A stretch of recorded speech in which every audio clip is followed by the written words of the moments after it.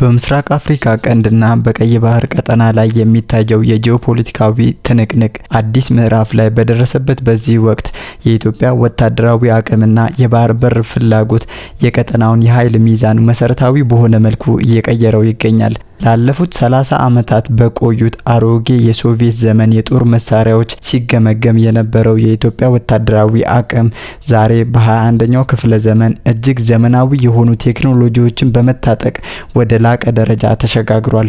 ይህ ሽግግር የአየር ኃይሉን የመከላከል አቅም ማሳደግ ብቻ ሳይሆን በቀጠናው ላይ በተለይም ከኤርትራ ጋር ያለው ወታደራዊ ፍጥጫ ወደ ፍጹም የአየር የበላይነት ቀይሮታል። ይህ ስትራቴጂካዊ የበላይነት ደግሞ ኢትዮጵያ በቀይ ባህር ቀጠና ላይ ያላትን ታሪካዊና ህጋዊ ሉዓላዊ ወደብ ባለቤትነት ጥያቄ በጠንካራ ወታደራዊ ጡንቻ ለመደገፍ ያስቻለ መሆኑን የፖለቲካና ወታደራዊ ተንታኞች ይስማሙበታል። የኢትዮጵያና የኤርትራ ወታደራዊ ፍጥጫና የቀይ ባህር ጂኦፖለቲካ ትኩረታችን ነው። ለአፍታ አብራችሁን ቆዩ።